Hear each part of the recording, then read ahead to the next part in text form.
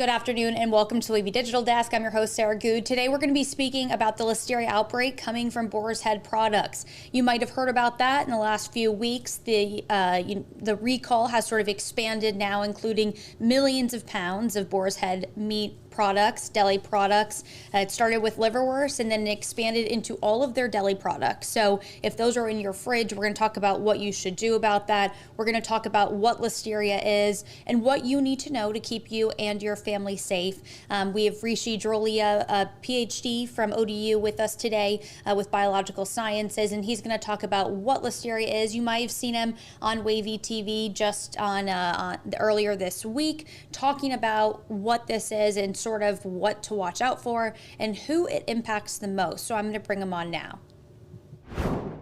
Dr. Drolia, thanks so much for joining us this morning, or this afternoon, excuse me. The morning flew by. Thank you, Sarah. Just to start, I think people are familiar with these recalls. They're familiar with hearing about Listeria outbreaks. However, this one definitely reaches close to home for us here in Virginia. Jarrett, it's not too far, but it is in the state. That's where a lot of those Boar's Head meat products are coming from.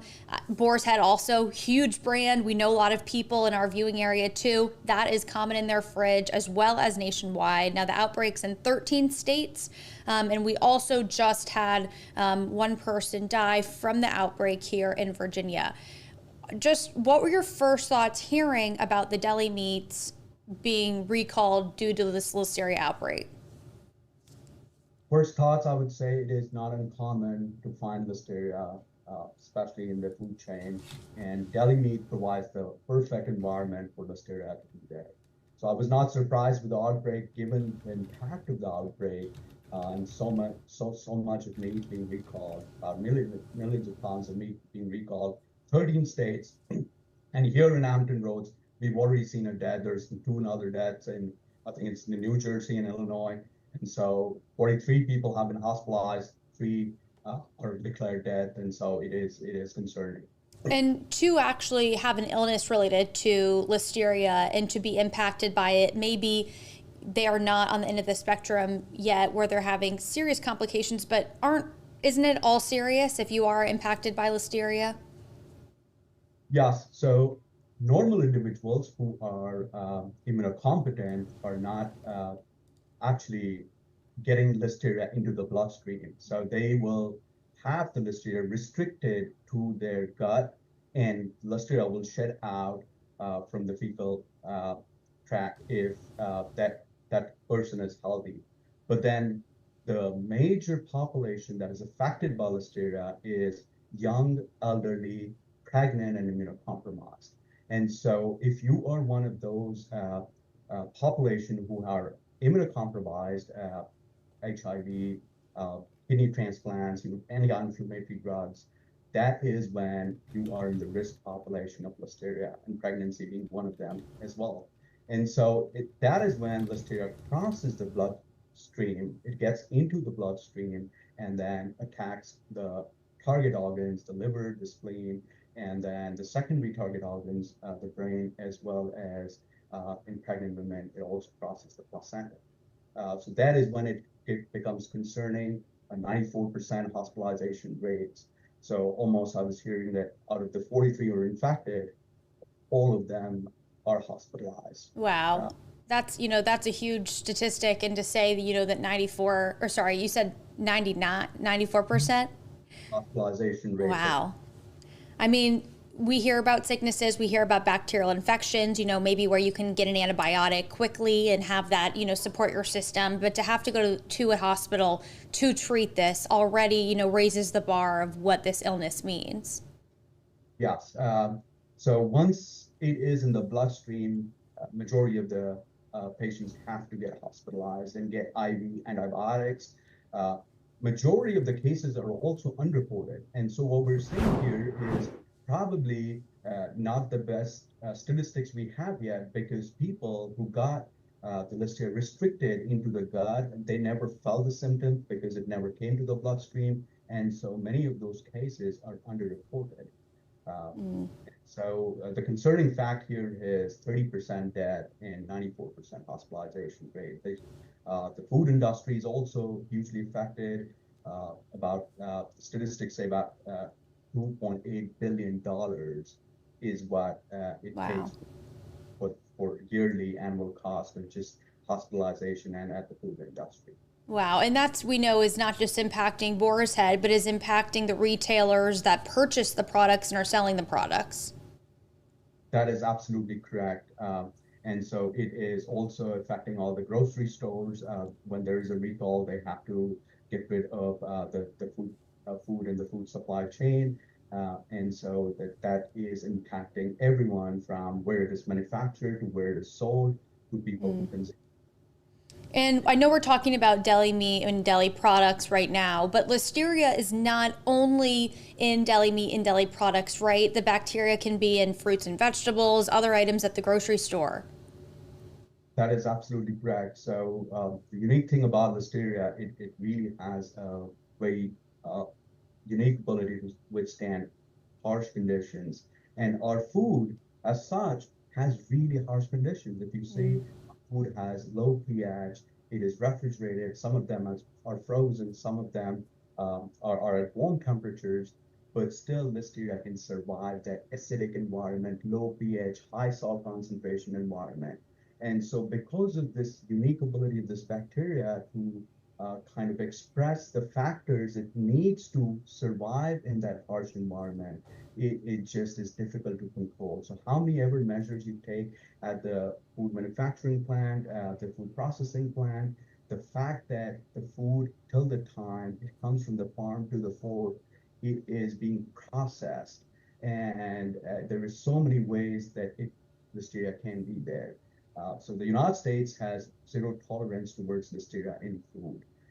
And that is one of the measures that USDA, FSIS, the Food Safety Inspection Services has taken to make sure that listeria is contained. So whenever there's a pathogen or listeria detected in the food, it is recalled immediately.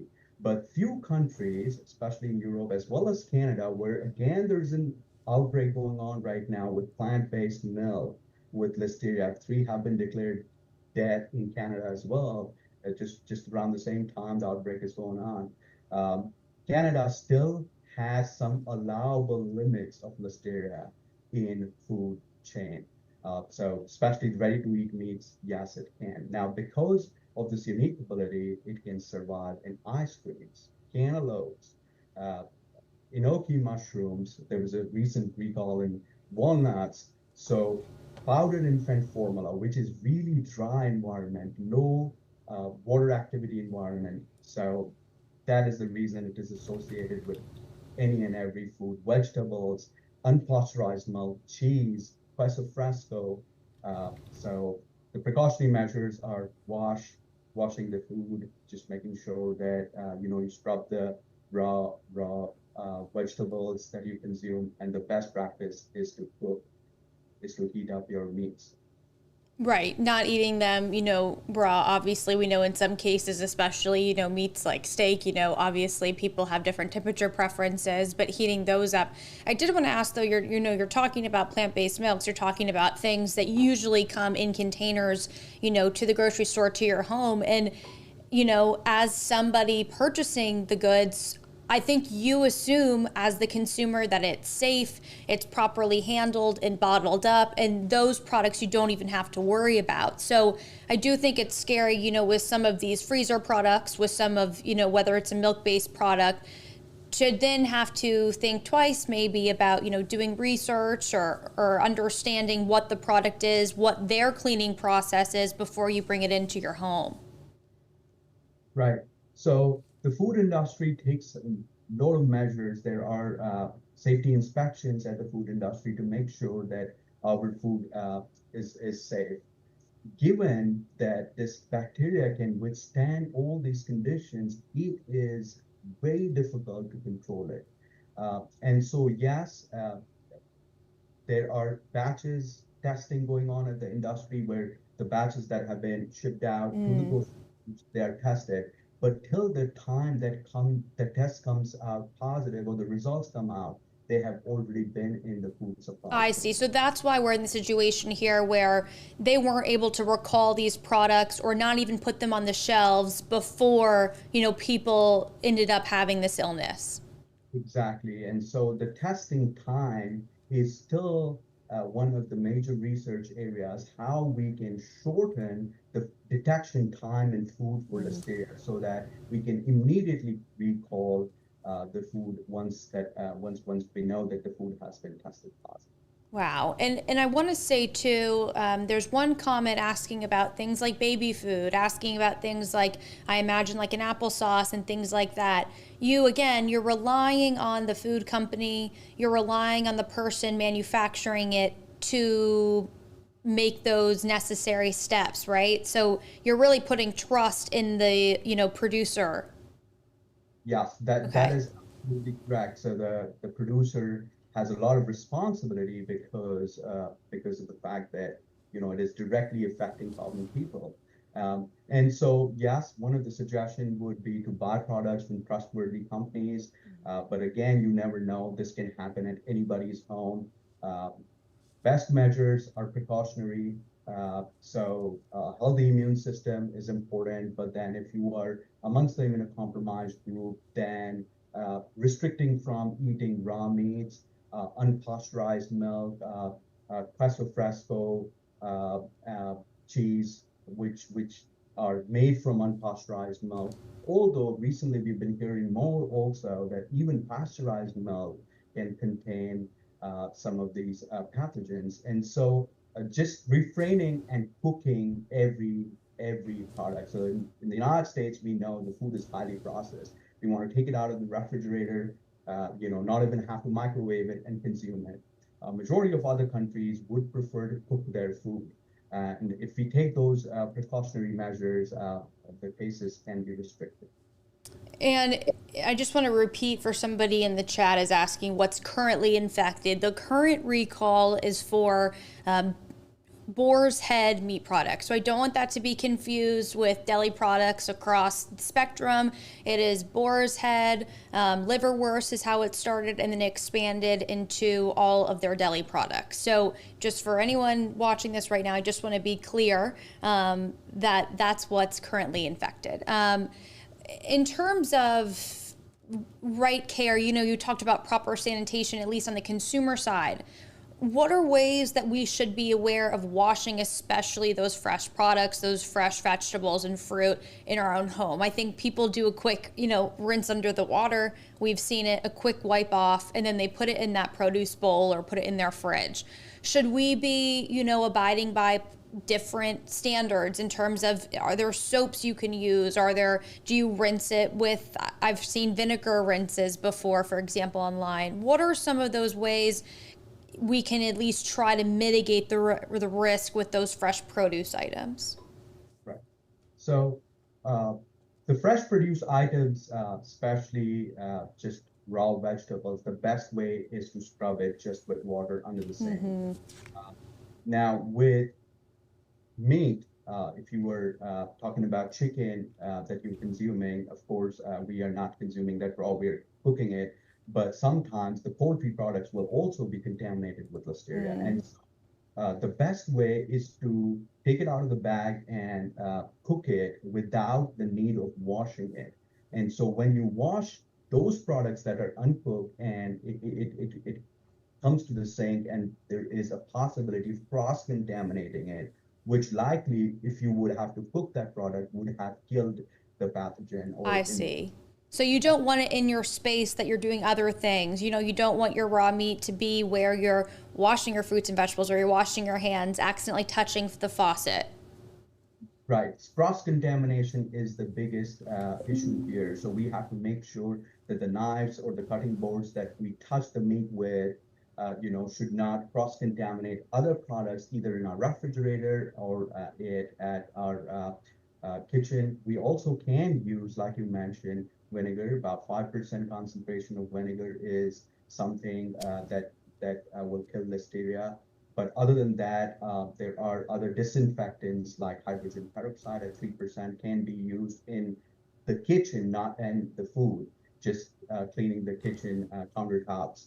So those are some of the precautionary measures, but restricting food that is consumed raw is one of the biggest measures. Now, you mentioned about powdered infant formula. I guess there have been outbreaks with other pathogens like Chronobacter, even with Listeria, Salmonella, with powdered infant formula. And that is, again, really unfortunate because we're trusting on the company and it does happen. But again, it is not uh, that the companies are not taking enough measures. They are making sure our food supply chain remains safe. The food safety is the foremost importance to those companies, but it is just the way these pathogens survive in harsh conditions. Right. And their survivability, I think we just spoke about it, but the freezer, the fridge, in transition of, all of this travel time and it still doesn't die, it still lingers. I think that is to say that it obviously is such a strong bacteria.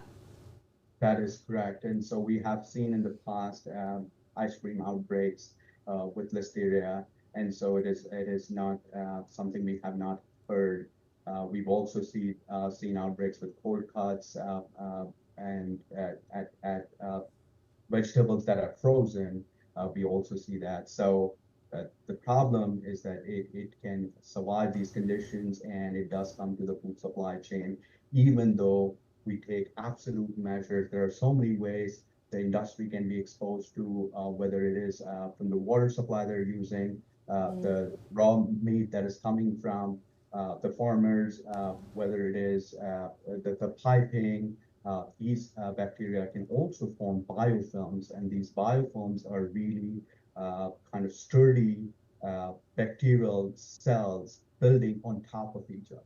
And so even if the industry is taking measures to scrub the belts, the chains, it still is hiding out there and can come into the food supply chain at any time. Right. And I just want to make sure, for everyday use, obviously we're going into school too. Lunch meat, super easy thing to throw in your kid's lunchbox. I mean, we know it. It's a really easy, ready to go meal. In terms of being careful about products and being healthy, I mean, if you are not in that category of, people that are immunosuppressed, you're not pregnant, you're not over a certain age, that, it makes it more difficult to recover from this, is just buying everyday lunch meat. You should go ahead and buy it, right? This should not scare you. Or should you find other options, perhaps cooking your own, turkey meat, for example, or, finding other ways to put that, protein in? Now, that's a good question. And so, yes, it is surprising that even though with all these measures there is outbreaks, but that should not restrict us from buying these products. The beauty of this whole food supply chain is that it is really inspected by the USDA inspectors. And so every batch they're selling, they are tested, but there may be a food outbreak in the middle, which we cannot control. So if you are in that risk group, it is highly recommended that you cook your meat, either microwave it just before consuming it. So just a quick microwave that gets the temperature to about 165, smoking kind of meat that you see from the microwave once it comes out, and then you consume it. That is much safer. And that also I would recommend for those who are immunocompromised. For those people who are healthy adults, they are still okay to consume the meat. Ideally, they should heat it. If not, then the food industry has taken measures to test the batches of the meats and make sure that it is not contaminated. Well, I think, it's interesting because it is twofold. Obviously, you're putting trust into the, product maker, whatever that is, or, producer of all these vegetables and things. But you also do want to be careful on your own and understand your risk is what I'm hearing, understand where you sort of fit in there. And if you need to be extra careful, in some of the things you're, eating.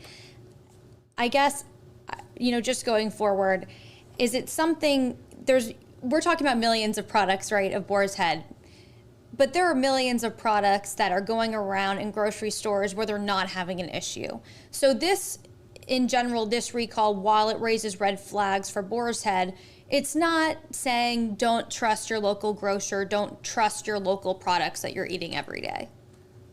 Right, absolutely. I mean, food is important, and one of the biggest fear in coming years is the shortage of food. Uh, Globally, there will be shortages of food, and so uh, we have to trust our food supply chain. And it is not that they are not taking the correct measures, and we can still go to the grocery store and consider that they have been tested, they have been following proper process of pathogen testing. And so I wouldn't say that there is a concern here. It is one of those things that we cannot control. And so vulnerable population, susceptible population, like pregnant women, they say are 20 times more susceptible to listeria. And so in that risk group, they are recommended not to consume ready-to-eat meat, not to consume unpasteurized milk, not to consume unpasteurized cheese, queso fresco. And so that is some of the precautionary measures that we can take to make sure that it does not come from the food to the human system. Uh, and regular healthy people, they will clear it up, but our food is safe. And as soon as the industry knows it, this time it has been 700 million pounds of recall. The industry is, of course, facing a lot of financial problems with all this outbreak, but still they have recalled it. So, and they are most likely cooperating with the USDA, FDA agencies to make sure that it does not get to more grocery stores and infects more people. Right, and they're going to have to sort of gain that trust back, I imagine, as the fall hits and as they sort of are allowed to start again selling their products. We don't have time to get into this, but, you talking about, types of milk and things, the raw milk and some of these raw options are kind of trending right now. At least it seems that way, with people talking about the benefits of things. So I know we don't have time to get into that, but I think that is really interesting and worth, I guess the question is that checking with your doctor? Is that checking with experts like you in biological sciences about what really these products are? Obviously not listening to everyone online, but finding trusted sources to talk about, what products are okay for you. Well, if you are amongst one of those population, that is it is concerning. Right. And if you're a normal, healthy individual, I do not think so that there is a concern. But if you are in those vulnerable population, like I mentioned, young, elderly, immunocompromised, or pregnant, that is when the doctor is the best source to go to and find out what food is what we can make sure not to consume to prevent these diseases. We also have to understand that some of these pathogens don't have a vaccine. If, for example, Listeria doesn't have a vaccine, and so there's no other preventive measures that one can take other than not consuming high risk foods for high risk population. But I think regular healthy individuals do not have to worry. And if the immune system is healthy, our immune system is enough to fight, even in case we get this pathogen. Absolutely. Well, Dr. Julia, thank you so much for talking about this. I know that we're just skimming the surface of sort of what people need to know about this.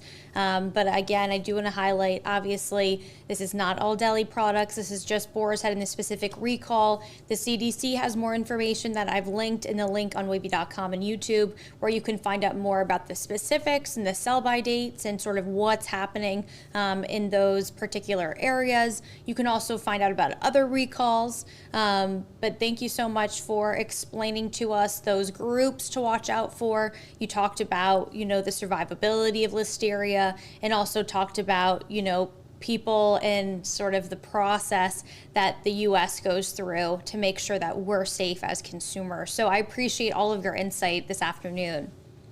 Thank you so much, Sarah. Absolutely. And for anyone watching, please head over to WAVY.com. We have a full list that's updated of the latest recall information, what you need to know, symptoms, and more. So please head over to WAVY.com. Thank you again. Thank you.